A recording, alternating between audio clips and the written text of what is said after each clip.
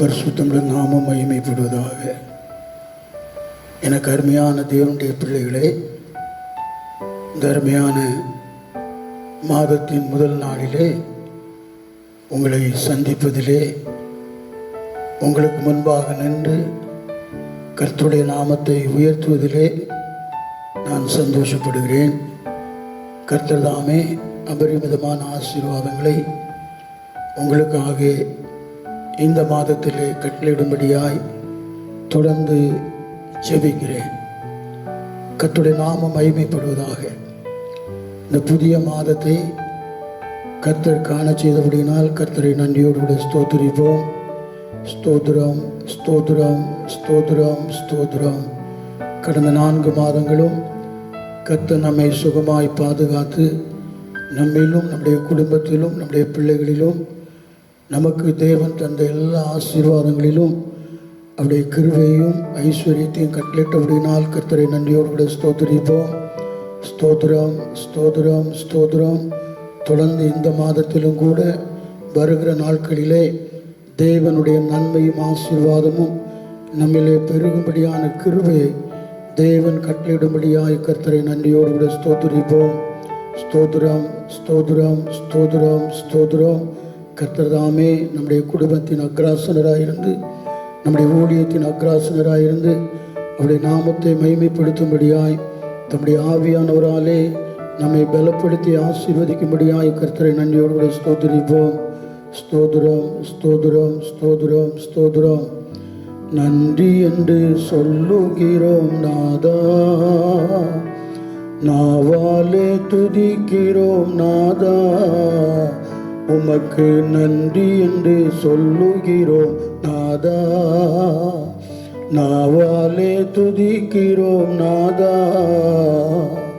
நன்றி இயேசு ராஜா, நன்றி இயேசு ராஜா, உமக்கு நன்றி இயேசு ராஜா, நன்றி இயேசு ராஜா. கடந்த நாட்கள் காத்தீரே நன்றி ராஜா, கடந்த நாட்கள் காத்தீரே நன்றி ராஜா, புதிய நாளை தந்தீரே நன்றி ராஜா, புதிய நாளை தந்தீரே நன்றி ராஜா. நன்றி என்று சொல்லுகிறோம் நாதா, நாவாலே துதிக்கிறோம் நாதா, உமக்கு நன்றி என்று சொல்லுகிறோம் நாதா, நாவாலே துதிக்கிறோம் நாதா. புது ஜீவன் தந்தீரே நன்றி ராஜா, புது ஜீவன் தந்தீரே நன்றி ராஜா, புதிய பலன் தந்தீரே நன்றி ராஜா, புதிய பலன் தந்தீரே நன்றி ராஜா. அதனால் நன்றி என்று சொல்லுகிறோம் நாதா, நாவாலே துதிக்கிறோம் நாதா, உமக்கு நன்றி என்று சொல்லுகிறோம் நாதா, நாவாலே துதிக்கிறோம் நாதா.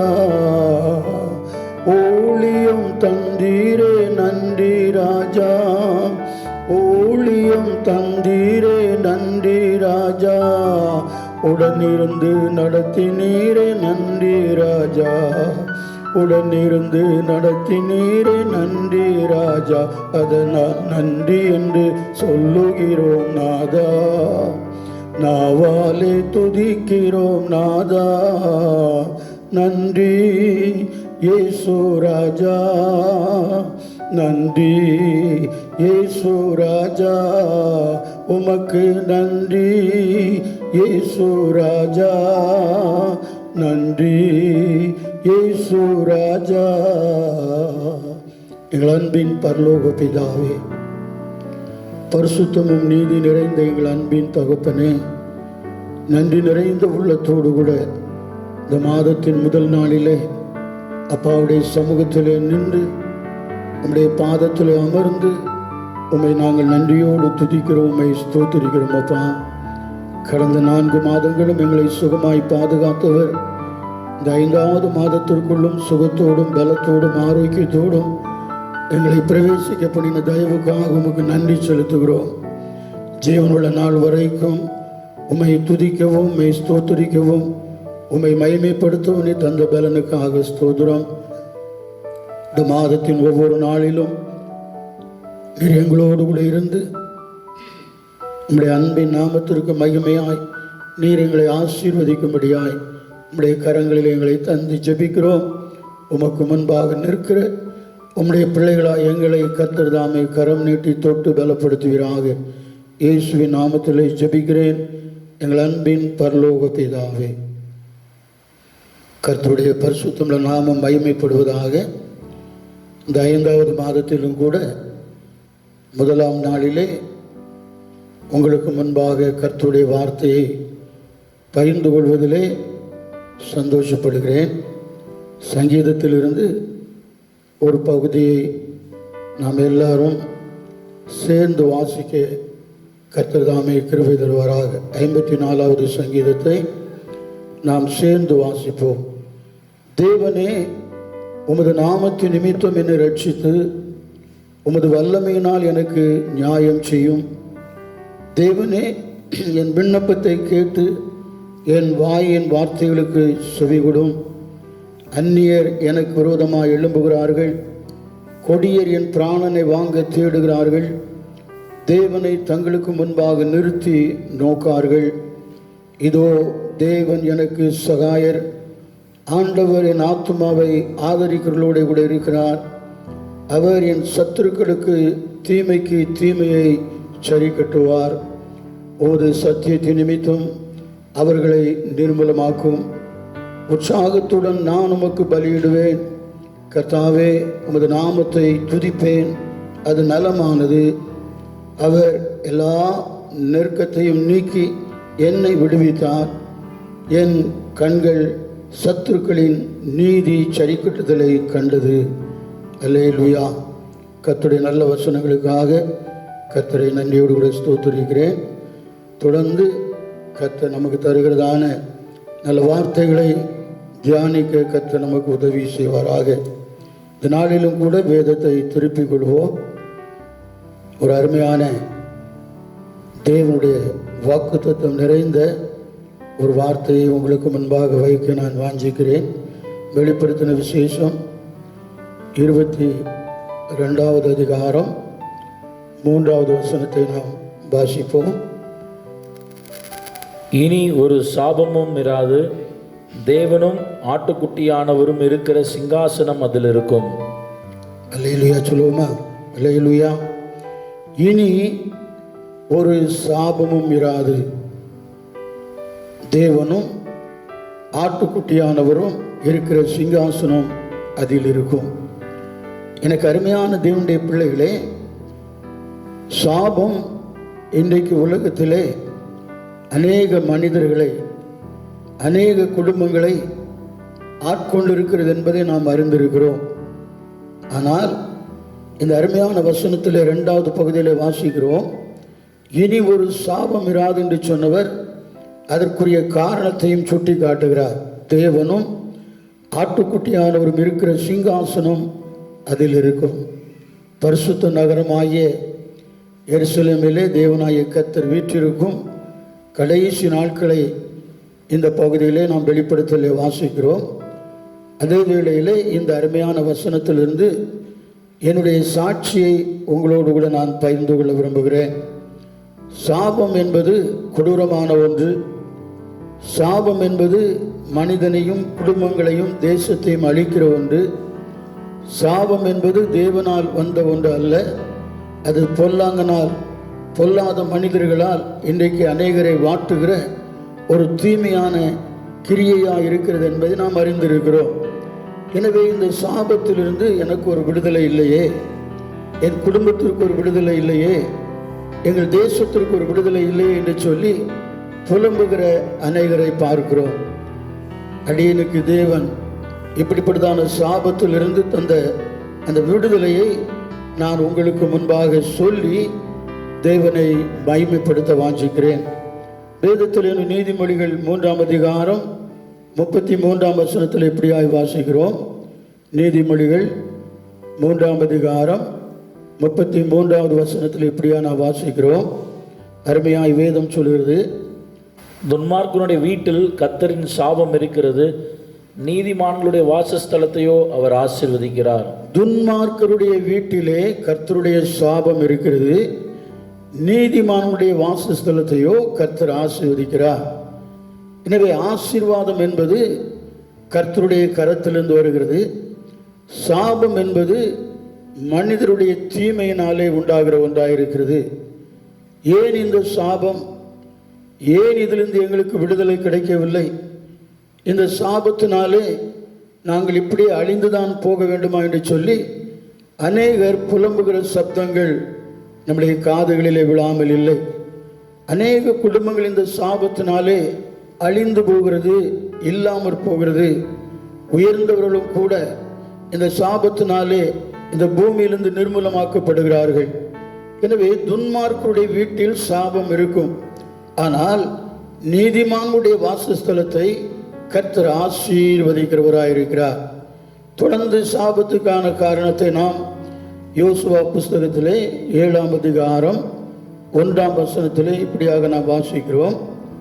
யோசுவா 7ஆம் அதிகாரம் 1ஆம் வசனத்திலே, இஸ்ரவேல் புத்திரர் சாபத்தீடானதிலே துரோகம் பண்ணினார்கள்.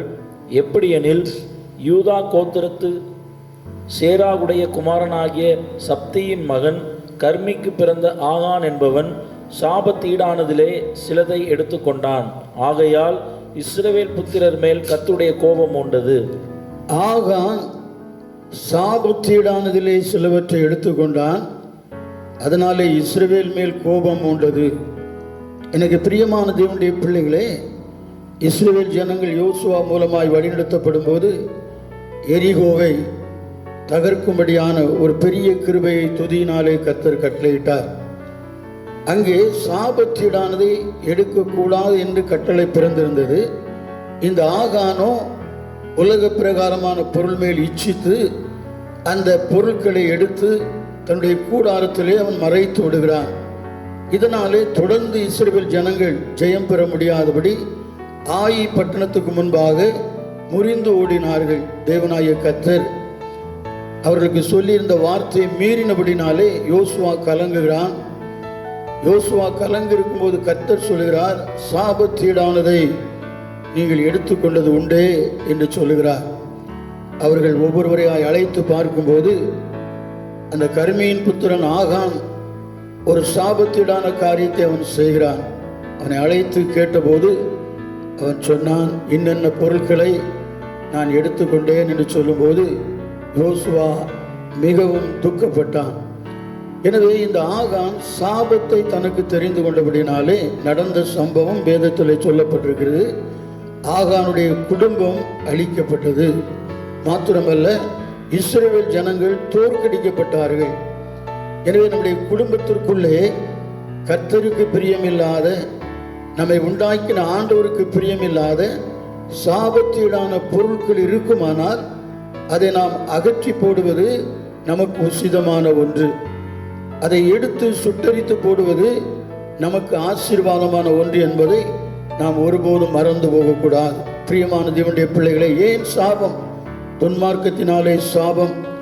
இன்னும் ஆண்டவருக்கு பிரியமில்லாத தீமையான அசுத்தமான காரியங்களை, சாபத்தீடான காரியங்களை நம்முடைய வீட்டிலே வைத்திருப்பதனாலே சாபம். இந்த அநேகர் ஆண்டவரை அறிந்து கொள்ளும்போது இந்த சாபத்தீடான காரியங்களை வெளியே தூக்கி எறிகிறதை, சுட்டெரிக்கிறதை நாம் சாட்சியாக கேட்டிருக்கிறோம். எனவே சாபம் என்பது அது தேவனாய கர்த்தராலே வந்த ஒன்று அல்ல, மனிதன் தனக்காக தெரிந்து கொள்கிற ஒன்றாக இருக்கிறது. மாத்திரமல்ல, மனிதர்கள் மனிதருக்கு விரோதமாய் சாபமான கிரியைகளை செய்து குடும்பங்களை சீரழிக்கிற காரியங்களை நாம் அறிந்திருக்கிறோம். அதை தான் என் வாழ்க்கையில் நான் உங்களுக்கு சொல்லி சாட்சியாய் சொல்லி, உங்களுடைய வாழ்க்கையில் இப்படி சாபங்கள் இருக்குமானால் தேவனும் ஆட்டுக்குட்டியானவரும் அந்த இடத்திலே வரும்போது, நம்மிலே வரும்போது, நம்முடைய குடும்பத்திலே வரும்போது, நம்முடைய தேசத்திலே வரும்போது நிச்சயமாய் இப்படிப்பட்ட சாபங்கள் நீங்கி போகும். என்னுடைய வாழ்க்கையை குறித்து நான் சொல்லும்போது, ஒரு சின்ன கிராமத்திலே பிறந்தவன், நல்ல குடும்பம். ஆனால் நாங்கள் சின்ன வயதாக இருக்கும்போதே என்னுடைய தகப்பனார் இறந்து போனார்கள். அதற்குரிய காரணங்கள் எங்களுக்கு பெரிய வயதாகும் போது தெரிய வந்தது. ஏனெனில் எங்கள் குடும்பத்தின் ஆசீர்வாதத்தை விரும்பாத நபர்கள் சில தீமையான காரியங்களை செய்தபடினாலே மாத்திரமல்ல, இயேசுவின் அன்பு எங்கள் குடும்பத்திற்குள்ளே இல்லாதபடினாலே அந்த சாபம் எங்களுடைய குடும்பங்களை மேற்கொண்டது. அதனாலே குடும்பத்தில் இருந்ததான சகலமும் அழிக்கப்பட்டது, ஆசீர்வாதங்கள் எடுக்கப்பட்டது. ஒரு பெரிய சாபத்திற்குள்ளாக நாங்கள் கடந்து வந்தோம். இந்த வேளையில்தான் சின்ன பிள்ளைகளாகிய என்னையும் தங்கையும் வளர்க்க கூடிய காலத்திலே என் தாய்க்கு ஒரு புத்தி முட்டான ஒரு காலம். அவர்கள் இயேசுவை அந்த நாட்களிலே ஏற்றுக்கொள்ளும்படியான ஒரு வாய்ப்பை கர்த்தர் அவர்களுக்கு கொடுத்தார். அவர்கள் ஜெபிக்க ஆரம்பித்தார்கள், கர்த்தரை விசுவாசித்தார்கள். ஆண்டவரே, என் பிள்ளைகள் உம்முடைய பிள்ளைகள் என்று சொல்லி எங்களை கர்த்தருடைய கரத்திலே ஒப்பு கொடுத்து அருமையான விசுவாச சபைக்கு கடந்து செல்ல ஆரம்பித்தார்கள். அந்த நாட்களிலே இடையன்குளம், எங்களுடைய ஊர் அருகில் இருக்கிறதான இடையன்குளம் சபையிலே பாஸ்டர் ஜீவானந்தம், எல்லாருக்கும் தெரியும் என் ஜீவானந்தம், அவர் பிரசங்கிக்கும்படியாக வந்த நாட்களிலே, இது நான் சொல்லுகிறது உங்களுக்கு ஒரு 50 ஆண்டுகளுக்கு முன்னால் நடந்த ஒரு சம்பவம். அவர் பிரசங்கிக்க வந்திருக்கும் போது என்னுடைய தாயார் இந்த அருமையான ஊழியரை பாஸ்டர் ஜீவானந்தத்தை அழைத்து என்னுடைய வீட்டுக்கு வந்து ஜெபிக்கும்படியாய் கூட்டு வந்திருக்கிறார்கள். ஐயா, என் குடும்பத்தில் எப்படிப்பட்டதான சூழ்நிலைகள் என்று அவர் வந்து ஜெபிக்கும்படியாய் முழங்கால் படியிட்ட போது அவர் முழங்கால் படியிட்ட உடனே எழும்பி விட்டாராம். எழும்பி, அம்மா, எந்த ஒரு நன்மையும் இந்த வீட்டிலே நடக்கக்கூடாது என்று சொல்லி கிரியை நடப்பித்து வைத்திருக்கிறார்கள் என்று சொல்லி அவர் ஜெபிக்காமலே கடந்து போய்விட்டாராம். எந்த நன்மையும் இந்த வீட்டில் நடக்கக்கூடாது, அதனால்தான் இந்த சாபங்கள் உங்களுடைய வீட்டிலே நான் தொடர்ந்து நான் ஜெபிக்கிறேன் என்று சொல்லி கடந்து போனாராம். அப்படிப்பட்ட சாபத்திலே நாங்கள் கஷ்டத்திலும் வருத்தத்திலும் வறுமையிலும் தான் வளர்ந்து வந்தோம். படிக்கக்கூடிய காலங்களை தேவன் தந்தார். நான் உங்களுக்கு சொல்லிக் கொடுக்கிற காரியம், என் தாயார் மிகவும் கஷ்டப்பட்டு ஆண்டவரை பிடித்து கொண்டபடினாலே ஓரளவு இந்த பூமியிலே நாங்கள் உயிரோடு இருக்க கர்த்தர் உதவி செய்தார். என்னுடைய குடும்பத்திலே சின்ன வயதிலே ஆண்கள் மரித்து போகக்கூடிய ஒரு சூழ்நிலை இருந்தது. அதனாலே குடும்பம் துன்பத்தையும் துக்கத்தையும் சந்தித்தது. இப்படிப்பட்ட நாட்களிலே என்னுடைய பள்ளி படிப்பை நான் டோனாவூர் வாக்கரகை ஸ்கூலில் படிக்க கர்த்தர் உதவி செய்தார். என் தாயாருடைய கிராமம் அது. நான் பள்ளி படிப்பை முடித்து பம்பாய்க்கு செல்ல வேண்டிய ஒரு சூழ்நிலைமை, குடும்பத்தின் சூழ்நிலைமை. பம்பாய் பட்டணத்தில் சென்று வேலைக்காக அலைந்து திரிந்து வேலைகளை செய்ய கர்த்தர் உதவி செய்தார். ஆனால் இந்த சாபமானது என்னுடைய வாழ்க்கையிலே ஆசீர்வாதத்தை கொண்டு வரக்கூடாதபடி அது என்னை தொடர்ந்து வந்தது. நன்றாக புரிந்து கொள்ளுங்கள். அந்த சாபம் இங்கே எங்கள் வீட்டில் மாத்திரம் இல்லை, பம்பாய் பட்டணத்துக்கு போன என் பின்னாலே அது தொடர்ந்து வந்தது. வேதம் சொல்கிறது பாவம் பின்தொடரும் என்று சொல்லப்பட்டிருக்கிறது. ஆனால் இந்த சாபம் என் குடும்பத்துக்கு விரோதமாய், எங்கள் வீட்டுக்கு விரோதமாய் வைத்த இந்த சாபம் என்னை பின்தொடர்ந்தே வந்தது. வேலைகளிலே சேர்வேன், வேலைகளை செய்ய முடியாது. வேலைகளிலே செய்து கொண்டிருக்கும் போது எனக்கு தீராத ஒரு வயிற்று வலி. நன்றாக கேட்டுக்கொள்ளுங்கள். 3 ஆண்டுகளாக தீராத ஒரு வயிற்று வலி. அந்த வயிற்று வலினாலே மிகவும் நான் கஷ்டப்பட்டேன், மிகவும் வேதனைப்பட்டேன். அதற்கு ஒரு நிவாரணமே இல்லையா என்கிற ஒரு சூழ்நிலைமையிலே தான் நான் வாழ்ந்து கொண்டிருந்தேன். நல்ல கம்பெனிகளில் வேலை கிடைத்தாலும் அந்த வயிற்று வலினாலே தொடர்ந்து வேலைகளை செய்ய முடியவில்லை. இப்படியாய் 3 ஆண்டுகள். அதை குறித்து நான் விவரமாய் சொன்னால் உங்களுக்கு ரொம்ப கஷ்டமாக இருக்கும். 3 ஆண்டுகள் கஷ்டப்பட்டேன் வாலிப நாட்களிலே. அப்பொழுது பம்பாய் பட்டணத்திலே பெரிய பெரிய ஆஸ்பத்திரிகளெல்லாம் போய் பார்க்க அங்கே நல்ல ஒரு சூழ்நிலைமை இருந்தது. ஆனால் அந்த வயிற்று வலி என்னை விட்டு நீங்கி போகவில்லை. எனவே தேவனுடைய சமூகத்தில் தான் நாங்கள் வைத்தோம். என்னுடைய தாயார் ஜெபித்தார்கள், அநேக ஊழியர்கள் ஜெபித்தார்கள். ஆனால் 3 ஆண்டுகள் பயங்கரமான இந்த வயிற்று வலினாலே வேதனைப்பட்டேன். ஒரு நாள் ஒரு அருமையான ஜெப கூட்டத்திலே நாங்கள் ஆராதனையை முடித்து மத்தியான வேளைகளிலே ஜெபிக்கும்படியாய் சில வாலிபர்கள் சில பெரியவர்கள் கூடுவோம். அப்படி கூடி நாங்கள் ஜெபித்து கொண்டிருக்கும் போது அங்கே தீர்க்க தரிசனம் சொல்லக்கூடிய ஒரு அருமையான தாயார் இருந்தார்கள்.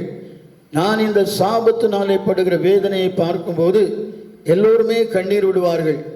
ஏன் உனக்கு இந்த சாபம்? ஏன் உன் தாய்க்கு நீ ஒரு பிள்ளை தானே, ஒரு ஆசீர்வாதம் இல்லையே என்று சொல்லி புலம்புவார்கள். ஆனால் என் தாயார் எனக்காக ஜெபித்தார்கள். அந்த தாயார் மூலமாய் சொன்னதான வார்த்தை, உன் தாயாரை 40 நாட்கள் உபவாசம் பண்ண சொல்லு என்று ஒரு கட்டளை பிறந்தது. அந்த கட்டளையின்படி என் தாயாருக்கு எழுதினேன். 40 நாட்கள் அவர்கள் உபவாசம் பண்ணி எனக்காக ஜெபித்தார்கள். அந்த நாட்கள் முடிந்து வரும்போது பாருங்கள், அந்த மத்தியான வேளையிலே நாங்கள் ஜெபித்து கொண்டு கர்த்தரை மகிமைப்படுத்தி கொண்டிருக்கும் போது அதே தாயார் மூலமாய் தீர்க்க தரிசனம் வந்த வசனத்தை தான் உங்களுக்கு முன்பாக நான் வைத்திருக்கிறேன். அந்த 22ஆம் அதிகாரம் வெளிப்படுத்தலே 3ஆம் வசனத்தை அவர்கள் தீர்க்க தரிசனமாய் உரைத்தார்கள். இனி ஒரு சாபம் இராது. அல்லேலூயா. எனக்கு அருமையான தேவனுடைய பிள்ளைகள், அன்றிலிருந்து இன்றைக்கு கிட்டத்தட்ட 50 ஆண்டுகள் ஆகிறது. கிட்டத்தட்ட தேவனாய கர்த்தருடைய கிருபையினாலே அந்த வயிற்று வலியிலிருந்து தேவன் பூர்ணமான சுகத்தை தந்தார். அல்லேலூயா. கேட்டுக்கொண்டிருக்கிறதான் எனக்கு அருமையான தேவனுடைய பிள்ளையே, தேவன் தம்முடைய வார்த்தையினாலே எனக்கு ஒரு பெரிய சுகத்தை தந்தபடினாலே என் சரீரம் பின்பு ஆசீர்வாதத்தை பெற்றது. ஆனால் பம்பாய் பட்டணத்திலே அநேக நாள் நான் வேலை செய்யவில்லை. ஒரு 10 ஆண்டுகள் இருந்தாலும் அந்த சாபத்தின் மிகுதியினாலே எந்த ஒரு ஆசீர்வாதமும் இல்லை. அப்படியே ஊருக்கு வரும்படியான ஒரு வாய்ப்பை கர்த்தர் கட்டளையிட்டார். ஊருக்கு வந்தேன். கர்த்தர் எனக்கு ஒரு அருமையான மனைவியை தந்தார். அந்த நாட்களிலே நாங்கள் குடும்பத்தை நடத்தி வரும்போது நல்ல 3 மக்களையும் கர்த்தர் தந்தார். அல்லேலூயா சொல்லுவோமா? சாபம் நீக்கப்பட்டது. என் குடும்பத்தில் 30 ஆண்டுகள் எந்த ஒரு நன்மையும் நடக்கலை. எனக்கு முன்னால் 2 திருமணங்கள் வீட்டில் நடக்க முடியலை. ஆனால் கர்த்தரோ அதற்கு பின்பு 30 ஆண்டுகளுக்கு பின்பு என் திருமணம் என் வீட்டிலே நடக்க கர்த்தர் உதவி செய்தார். அல்லேலூயா. கேட்டுக்கொண்டிருக்கிற எனக்கு அருமையான தேவனுடைய பிள்ளையே, சாபத்தினாலே நீ ஒருவேளை வேதனைப்படலாம், சாபத்தினாலே நீ ஒருவேளை கலங்கி இருக்கலாம். ஆனால் சாபத்தை சிலுவையிலே சுமந்து தீர்த்த என் அப்பன் இயேசு ரட்சகர், அந்த தேவனாய கர்த்தரும் ஆட்டுக்குட்டியானவரும் நம்மிலே அவர் வரும்போது அவர் சாபத்தை முற்றிலும் நீக்கி போடுகிறார். அல்லேலூயா சொல்லுமா? இப்படியாய் குடும்பமாய் நாங்கள் தேவ சமூகத்தில் நின்று கர்த்தரை ஆராதிக்க ஆரம்பித்தோம். கர்த்தருக்குள்ளாக எங்களை ஒப்பு கொடுத்தோம். ஞான ஸ்நானம் பெற்றோம், அபிஷேகம் பெற்றோம். அருமையான பாஸ்டர் ராஜேந்திரன் அவருடைய அலுவலகத்திலே வேலை செய்து கொண்டு வந்தேன். எங்களுடைய குடும்பம் அதற்கு பின்பு கொஞ்சம் கொஞ்சமாய் ஆசீர்வதிக்கப்பட்டது. காரணம், சாபம் நீங்கி போகும்படியாய் கர்த்தருடைய வசனம் எங்களிலே வெளிப்பட்டபடினாலே, கர்த்தர் சாபத்தை நீக்கி போட்டபடினாலே எங்களை ஆசீர்வதிக்க ஆரம்பித்தார். அந்த நாட்களிலே கர்த்தர் என்னோடு கூட பேசினார் தம்முடைய ஊழியங்களின் காரியங்களை குறித்து. நான் பம்பாய் பட்டணத்திலே 19 வயசிலே ஜெபித்து வேதம் வாசித்து தியானிக்கும் போது அநேகர் ஊழிய காரியமாக என்னோடு பேசினார்கள். கர்த்தர் சொன்னார், 47வது வயசிலே உனக்கு ஊழியம், அதற்கு முன்பு அதை நினைக்காது என்று சொன்னார். அந்த நாட்கள் வந்தபோது நான் வேதாகம கல்லூரியிலே படிக்க வேண்டும், வேதாகம கல்லூரியிலே படித்து ஊழியம் செய்ய வேண்டும் என்கிறதான ஒரு ஆசை எனக்குள்ளே இருந்தது. எனவே குடும்பம், 3 பிள்ளைகள், கொஞ்சம் சிக்கலான சூழ்நிலைமை தான். ஆனால் கர்த்தர் என்னை அழைத்தபடினாலே நான் ஊழியத்திற்கு ஒப்பு கொடுத்தேன். 43வது வயதிலே வேதாகம கல்லூரிக்கு செல்லும் வாய்ப்பை தந்தார். நற்செய்தி ஸ்தாபன அருமையான பாஸ்டருடைய வேதாகம கல்லூரியிலே முதல் செட்டிலே படிக்கக்கூடிய ஒரு கிருபை தந்தார். படிக்கும் ஞானத்தையும் கர்த்தர் தந்தார். நான் தான் அங்கே மூத்தவனாக இருந்தேன். ஆனால் கர்த்தர் எல்லாரை விட ஞானத்தை தந்து பலப்படுத்தி படித்து ஆசீர்வாதமான ஜெயம் பெற கர்த்தர் உதவி செய்தார். தொடர்ந்து நான் உங்களோடு பேசிக் கொடுக்கிற காரியம் சுருக்கமாய், நான் வேதாகம கல்லூரியில் படித்து கொண்டிருக்கும் போது முதல் ஆண்டு முடிந்தது. கர்த்தர் என்னோடு பேசினார், உன் கிராமத்திற்கு போய் நீ ஊழியம் செய் என்று சொன்னார். கொஞ்சம் சிந்திக்க வேண்டிய ஒரு காரியம், ஆச்சரியமாய் நினைவிலே கொள்ள வேண்டிய காரியம். எந்த கிராமத்தில் சாபத்திற்குள்ளாகி அதை விட்டு நான் வெளியே வந்து 35 ஆண்டுகள் ஆகியிருந்தது. இப்பொழுது ஆண்டவர் பேசுகிறார், நீ உன் கிராமத்திற்கு போ. திட்டமும் தெளிவுமாய் ஜெபத்திலே கர்த்தர் என்னோடு பேசுகிறார். குடும்பத்தோடு கூட நான் பகிர்ந்து கொண்டேன், பாஸ்டரோடு பகிர்ந்து கொண்டேன். எனக்கு தடைதான் உண்டாயிற்று. ஆனால் ஆண்டவர் என்னை சொல்லிக்கொண்டே இருக்கிறார். முதல் ஆண்டு முடிந்ததிலிருந்து இன்னும் 2 ஆண்டுகள் இருக்குது படிப்பு. 2 ஆண்டுகளும் பேசிக்கொண்டே இருக்கிறார். நான் சொல்கிறேன், என்ன ஆண்டவரே, என் கிராமத்தை பற்றி எனக்கு தெரியும், உமக்கும் தெரியும், இனி நான் அங்கே போகவா? அது ஒரு கடினமான ஒரு சூழ்நிலைமை என்று அவரோடு கூட நான் வாதிட்டு கொண்டிருந்தேன். இதை பற்றி பேசின நபர்களும் அந்த ஊருக்கா, எப்பா அப்படியா, நாங்கள்லாம் ஊழியம் செய்து விட்டுட்டோமே அப்படின்னு சொல்லக்கூடிய ஒரு நிர்பந்தமான ஒரு காலமாக இருந்தது. ஆனால் எனக்குள்ளே ஒரு திட நம்பிக்கை இருந்தது. என் சாபத்தை நீக்கினவர், எனக்காக சிலுவையிலே தம்முடைய இரத்தத்தை சிந்தினவர் என்னோடு கூட பேசுகிறார், அவருக்கு நான் கீழ்ப்படிவேன். எங்களுக்கு ஏதோ ஒரு பெரிய ஆசீர்வாதம் இருந்து அதை வச்சு ஊழியம் செய்யலாங்கிறது இல்லை. நான் ஆண்டவருக்கு கீழ்ப்படிந்து போதகரோடு கூட பேசினேன். அதற்கப்புறம் 3 ஆண்டுகள் முடித்து கிராஜுவேஷன் பட்டம் பெற்ற அந்த நாட்களிலிருந்தே ஜூன் 12 பட்டம் பெற்றேன். ஜூலை 1ஆம் தேதி கிராமத்திற்கு நான் வந்து விட்டேன். என்னுடைய வீடு இருந்தது, அந்த வீட்டிலே வந்து ஜெபம் நடத்தினேன். எங்கள் அம்மாவும் அதே வீட்டிலே இருக்கும் மட்டும் அவர்கள் ஜெபம் நடத்தினார்கள். தொடர்ந்து நான் அங்கே ஒரு சனிக்கிழமை ஒரு உபவாச ஜெபத்தை ஆரம்பித்து அந்த ஊழியத்தை செய்து வர கர்த்தர் உதவி செய்தார். அதில் ஆச்சரியமான காரியம், என்னுடைய தாயார் அந்த ஜெபத்தை நடத்தும் போது வருகிறதான பெண்கள் காணிக்கை வைப்பாங்க. அதுபோல் அவங்களே நான் ஜெபிச்சு முடிச்சோன்னா காணிக்கைக்காக வரல, சுவிசேஷம் சொல்லணும், கர்த்தர் அனுப்பியிருக்கிறார், எங்களுக்கு தேவன் நன்மை செய்திருக்கிறார், அந்த மோட்டிவில் தான் நான் வந்தேன். அவங்க எடுத்து அந்த தட்டை எடுத்து காணிக்கை சேகரித்தாங்க. நல்லா கவனிச்சுடுங்க, ஊழியக்காரங்க பிள்ளைகளாக இருந்தாலும் விசுவாச பிள்ளைகளாக இருந்தாலும் ₹1.45 அந்த காணிக்கையில் இருந்தது. எனக்கு சந்தோஷம் ஒரு பக்கம், இன்னொரு பக்கம் அவங்களாகவே செய்தபடினாலே நான் எனக்குள்ளே ஆச்சரியப்பட்டு கொண்டேன். எனவே அதை வைத்து வரவோ போகவோ முடியாது. நான் 30 கிலோமீட்டர் அங்கிருந்து வர வேண்டும், பாளையங்கோட்டையிலிருந்து. எனவே அதை வைத்து ஒன்றும் செய்ய முடியாது, அதை நினைக்கவும் இல்லை. அதுபோல் கர்த்தர் இங்கே வந்த பின்பு என்னோடு அநேக காரியங்களை பேசி அவர் என்னை கொண்டு வந்ததற்கு சாட்சியாய் அநேக காரியங்களை கர்த்தர் செய்தார். அல்லேலூயா. நான் முதலாவது வந்து முழங்கால் படிக்கிற நாட்களிலே சில வருடங்கள் பஞ்சம், மழை இல்லை, எல்லா குளங்களும் வறண்டு கிடக்குது. நான் பஸ்ஸில் இறங்கி வரும்போது கர்த்தரோடு கூட பேசின, ஆண்டவரே எல்லா குளமும் வறண்டு கிடக்குது ஐயா அப்படின்னு சொல்லும்போது ஆண்டவர் சொன்னார், நீ அதற்காக ஜெபம் பண்ணு. நான் வந்து அன்னைக்கு ஜெபம் நடத்தும் போது அருமையான தாய்மார்களோடு சேர்ந்து இந்த வார்த்தையை பகிர்ந்து கொண்டேன். எல்லாரும் ஜெபம் பண்ணோம். ஜெபம் பண்ணிட்டு அடுத்த வாரம் தான் நான் வருவேன். அடுத்த வாரம் பஸ்ஸிலேருந்து இறங்கி வரும்போது ஒரு மழை, நல்ல மழை பெய்திருந்து. ஆனால் ஆண்டவர்கிட்ட கேட்டேன், இல்லையா இந்த மழையினால என்ன பிரயோஜனம் அப்படின்னு கேட்கும்போது ஆண்டவர் சொன்னார், மழையை கேட்டாய், மழையை கொடுத்தேன், நீ மறுகால் விழ வேண்டும் என்று ஜெபம் பண்ணு என்று சொன்னார். நான் வந்து அதையும் அருமையான தாய்மார்களோடு பகிர்ந்து கொண்டேன். கர்த்தர் பேசுகிறார், மறுகால் விழும்படியாய் நாம் ஜெபிக்கும்படியாய் சொல்கிறார் என்று சொல்லி அவர்களோடு கூட சேர்ந்து நாங்கள் ஜெபித்தோம். என்ன ஆச்சரியம்! அதுக்கு அடுத்த வாரத்தில் நான் வரும்போது அந்த 5-6 நாட்களுக்குள்ளே எல்லா குளங்களும் பெருகி மறுகால் ஓடிக்கொண்டிருந்தது. அல்லேலூயா சொல்லுமா? அப்பொழுது கர்த்தர் என்னை அழைத்திருக்கிறார், தெரிந்தெடுத்திருக்கிறார், இந்த ஸ்தலத்துக்கு அனுப்பியிருக்கிறார் என்கிறதான அந்த விசுவாசத்தை கர்த்தர் எனக்குள்ளே வாய்க்கப்படினார். எதிர்ப்புகள் இருந்தது, குடும்பத்தில் எதிர்ப்புகள் இருந்தது, கிராமத்தில் எதிர்ப்புகள் இருந்தது. இவைகளுக்கு நடுவில் நான் ஒன்றை மாத்திரம் சொன்னேன், கர்த்தர் என்னை அனுப்பியிருக்கிறார், அதுதான் எனக்கு தெரியும். அதனால் நீங்கள்லாம் போக சொன்னால் நான் போக மாட்டேன், நான் என் பாட்டுக்கு உட்காந்து ஜோம் பண்ணிக்கிட்டு இருப்பேன், அதனால் என்னை டிஸ்டர்ப் பண்ணாதங்க அப்படின்னு சொல்லிட்டேன். எத்தனையோ முயற்சி பண்ணாங்க. என் வார்த்தையில் நான் உறுதியாக இருந்தபடினாலே, கிராமத்துக்குரியவனாக இருந்தபடினாலே அதற்கு மேலே அவங்களுக்கு ஒன்றும் பேச முடியல. தொடர்ந்து 4 ஆண்டுகளாக அருகில் உள்ள கிராமங்களிலே நானும் என் துணைவியாரும் சேர்ந்து டிராக்ஸுகளை கொடுத்தோம். அதற்கு பின்பு கர்த்தர் எங்களுக்கு ஒரு நிலத்தை வைத்திருந்தார், அதை விற்காம வச்சிருந்தோம். அந்த விலையில் அருமையான ஒரு ஜெப ஆலயத்தை கர்த்தர் கட்டி தந்தார். அல்லேலூயா. பிரியமான தேவனுடைய பிள்ளைகளே, கர்த்தர் தான் அதை செய்ய வேண்டும் என்று சொல்லி நமக்குள்ளே விசுவாசமாக இருப்போம். இதற்கிடையில் எத்தனையோ சம்பவங்கள் உண்டு சொல்ல முடியும்.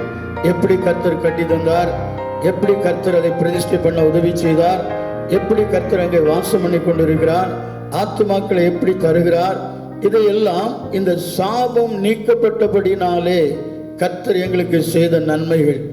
உலகத்திலே வாழ்வதற்குரிய ஆதாரம் இல்லை.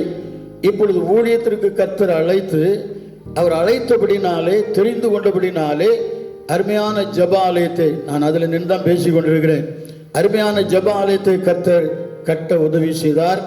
ஆத்துமாக்களையும் கர்த்தர் ஆங்காங்கே இருந்து கொண்டு வந்தார். கொஞ்சம் பேராக கூடினாலும் ஆவிக்குரிய ஒரு சபையாய் கர்த்தரை மகிமைப்படுத்த தேவன் உதவி செய்தார். எனவே பிரியமான தேவனுடைய பிள்ளைகளை, சாபத்தை கண்டு அஞ்சாதீங்க, சாபத்தை கண்டு பின்வாங்காதங்க. இயேசு நம்முடைய வீட்டில் வந்தா நிச்சயமாய் சாபம் நீங்கும். அல்லேலூயா. சகையுடைய வீட்டிலே இயேசு ஒரு நாள் வந்தார். வீட்டுக்குள் பிரவேசித்த போது அவன் அழைத்து சென்றான். வீட்டுக்குள்ளே பிரவேசித்த போது என் அப்பன் சொன்னார், அவனுடைய அறிக்கையின்படியும் இயேசு அங்கே பிரவேசித்ததின்படியும் இன்றைக்கு இந்த வீட்டுக்கு ரட்சிப்பு வந்தது. அவருடைய அர்த்தம் என்ன? சாபம் நீங்கி போயிற்று, ரட்சகர் உள்ளே வந்து விட்டார், இனி உன்னுடைய வீட்டிலே சாபம் இல்லை என்று சொல்லி அங்கே அருமையாய் சகைக்கு சொன்னபோது சகைக்கு மிகுந்த ஆனந்தம் உண்டாயிற்று, மிகுந்த சந்தோஷம் உண்டாயிற்று. என்னை கேட்கிறதான எனக்கு அருமையான தேவனுடைய பிள்ளைகளே, உங்களுக்கு நான் சொல்லுகிறதான அந்த சாட்சியின் அனுபவம் இதான். எனவே சாபத்திலே நீங்கள் இருக்கிறீர்களா? சாபத்தினாலே வேதனைகளை சகிக்கிறீர்களா? சாபத்தினாலே செல்வம் கடந்து போய்விட்டதா? சாபத்தினாலே வேலைகள் கிடைக்கவில்லையா? சாபத்தினாலே குடும்பத்திலே நன்மைகள் நடக்கவில்லையா?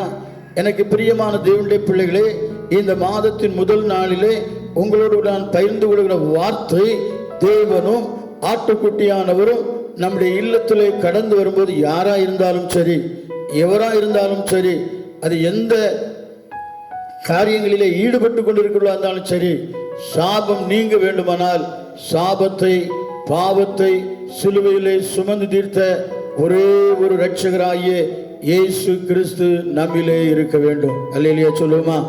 இதற்கு பின்பு அருமையான ஊழியங்களை செய்து கொண்டு வருகிறோம். என்னுடைய பிள்ளைகளுக்கு திருமணமானது, 3 பிள்ளைகளுக்கும். அவர்களும் சின்ன வயதிலிருந்து இந்த ஊழியத்தில் கலந்து கொண்டார்கள். நாங்கள் அங்கிருந்து வருவோம், கஷ்டப்பட்டு வருவோம். வசதி கிடையாது, பஸ் வசதி கிடையாது, எந்த ஒரு வசதியும் கிடையாது. எந்த பக்கம் இறங்கினாலும் 3 கிலோமீட்டர் நடந்து தான் வரணும்.